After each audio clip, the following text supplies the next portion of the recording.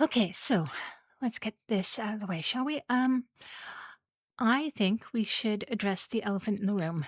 Uh, I'm sure you've heard things, and I would like a chance to explain.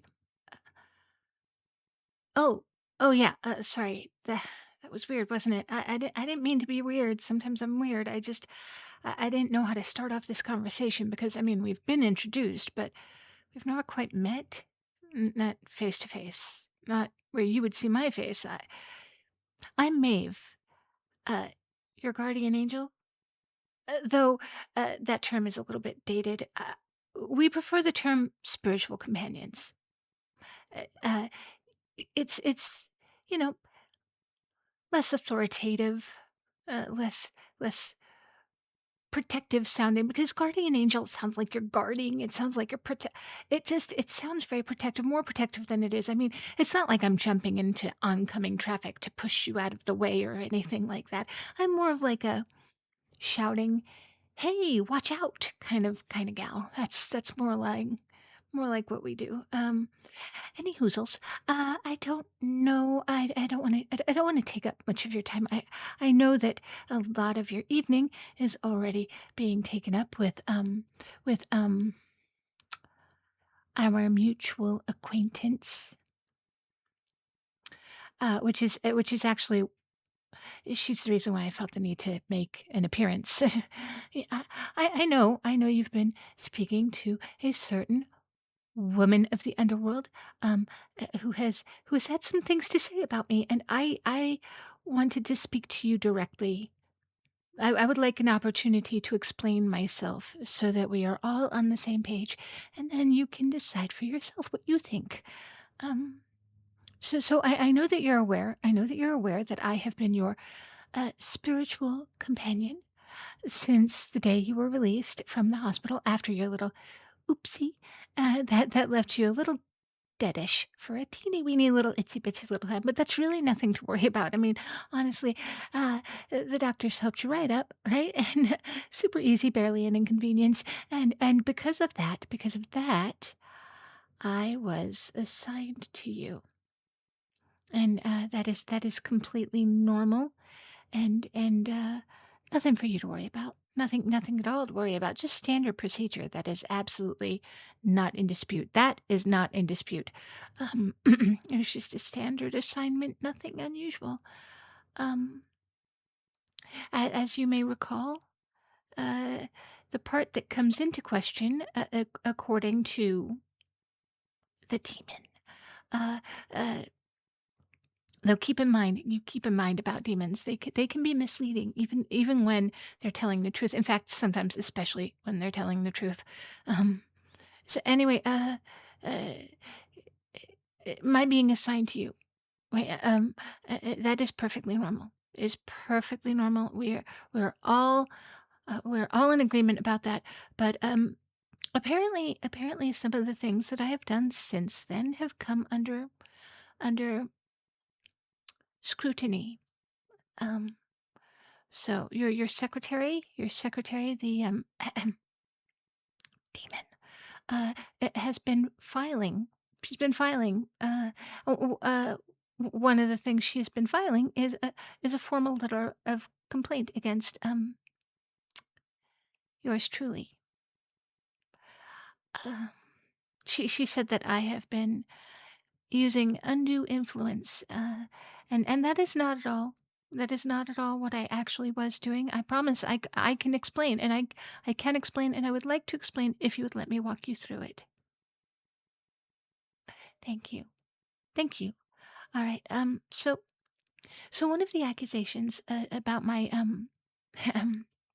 influencing you uh, is that I was accused of influencing you to have lunch with your mother one day during this week. I was accused of using undue influence in order to make that happen. But I influenced you to have lunch with her because it would make her very happy, and she loves you, and that is a very good bond to strengthen. But I didn't command it. I mean, it's not like I made you do anything. That's not I didn't make you do anything. It was barely even a suggestion, really. It was really more like just a little warm, happy feeling. It was a little warm feeling, um, that you felt when you thought about your mother and thought like, and you could have ignored it. I didn't command. It was barely even a suggestion, and that was up to you whether or not you followed that suggestion, right? You could have ignored it completely. In fact, you did. You did for days, which just goes to show, you know. I had to give you that influence a number of times before you actually. Um, anyway, how could it be undue influence if it took days, if you were able to resist it for days? I don't think that's undue influence, um, clearly. And anyway, so, uh, there was also the part about the soda at your meal, that I will admit I encouraged the waiter to give you water as an option. As an option. I want you to have options. There's nothing influential about offering you options. And I may have distracted the waiter from bringing when the waiter was going to bring you the soda. It may have been a distraction. But again, I don't believe that rises to the level of undue influence. I do not think that that's what that is. You had the opportunity to wave down the waiter when he passed, and you could have asked him for your drink. You could have asked him. But um, so now I have those things covered. I have these instances in my life. You know how, you know how some people say that, oh, this is going to go on your permanent record. Um, this is because of her formal letter. Um, these instances are on my permanent record. Really permanent. It's really permanent. Like, my supervisors asked me for an account of my conduct, written. They want it written in writing, because it's going to go in my file along with the complaint um, from the demon. But the big thing that she complained about, um, the part that really came into question was that, was funny enough, that probably the thing that was the most by the book type of thing to do. It was that I had filed for an extension, an extension to watch over you, which I asked to have more time as your spiritual companion, and which again is not unusual. But what may have been unusual, was that I did ask for it a little fast. Um, I did ask just a week into watching you, and normally, guardianship comes up for review after 3 months. Um, we normally ask for extensions then at the end of the 3 months if we think that somebody needs it. But I may have been jumping the gun there a little bit. But that's really nothing to say that we can't apply for an extension in the first week. It's just it's not usually. But I can explain that as well. I can explain that. You see. So I was watching you, and I was not being creepy, not watching you in a creepy way, just like a spiritual companion sort of way, not a guardian type of way. And you were home from the hospital and you were sleeping. You'd fallen asleep on the couch. You'd nodded off while you were watching television, and you had this blanket. Um, and it wasn't fully on you. It was sort of sliding off onto the floor, and your head was in kind of bent position. It was uncomfortable. It looked like you were gonna wake up with a neck ache, and I just thought, "Well,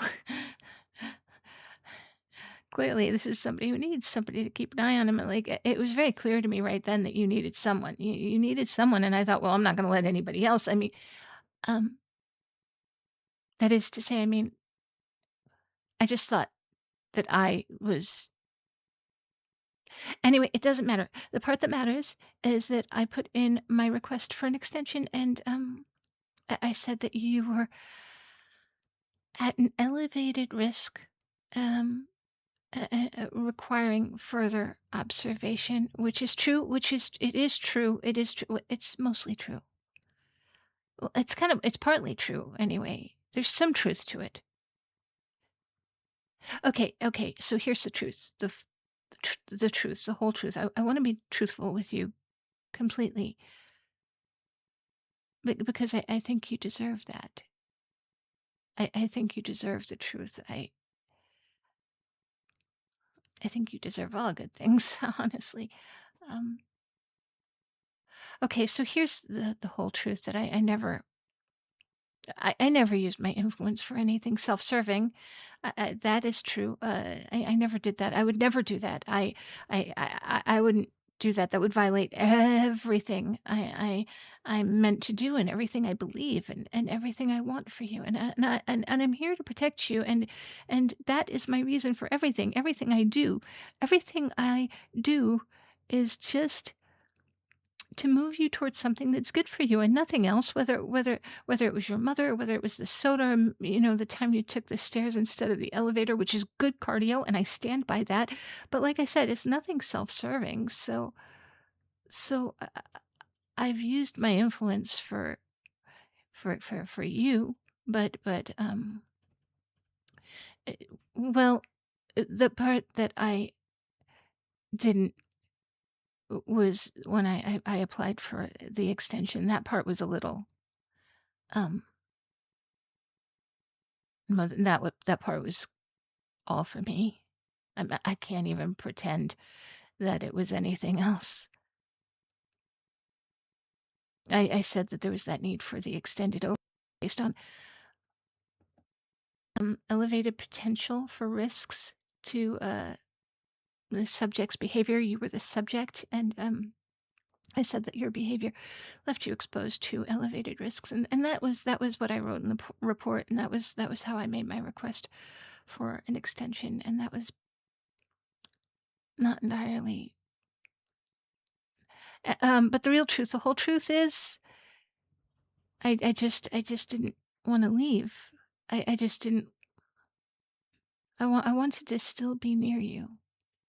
Um, I wanted to from the moment you were revived. You know, you apologized to the nurses for inconveniencing them, and that's what made me start paying attention. I started noticing you then, and I was initially doing it in the way I'm supposed to be doing it, just watching from a professional distance, but then I started looking closer, and I wanted to keep looking closer still and for longer. You're clever and you're empathetic, and so I think you understand what I'm saying. You know, eh, I would appreciate not having to say it because if I said it, then there would be no taking it back. So for full transparency, I don't entirely think that your behavior put you at any kind of elevated risk that would, strictly speaking, require a spiritual companion for an extended length of time. I didn't know how else I could get close to you or spend more time with you or get closer to you. I'm sure the demon figured it out. I'm sure she'll tell you that I'm also being naive.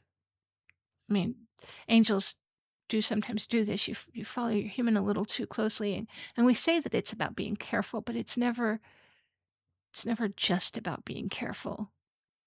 And I expect that when she says things like that there's something to it. I don't really have any argument against it that I would believe myself, so but there you have it anyway, that now we're all on the same page. I'm gonna go. I have to finish writing out my report. And now I think I know what I'm gonna write. I'm gonna write the truth, which means that I probably won't have the extension for much longer. I'm pretty sure they're gonna rescind that when they know why I asked for it, really. But for the record, I'm not sorry I asked for the extension. I'm only sorry that it took a complaint from a demon in order to get me to admit to you why I filed it. Anyway, I'll let you get back to your day. Thank you for your time. I'll still be here for a little while longer, still watching over you for a little bit. It takes some time for the paperwork to process, so I hope you don't mind. I'll try to give you as much space as I can in the meantime until I'm gone. I mean, unless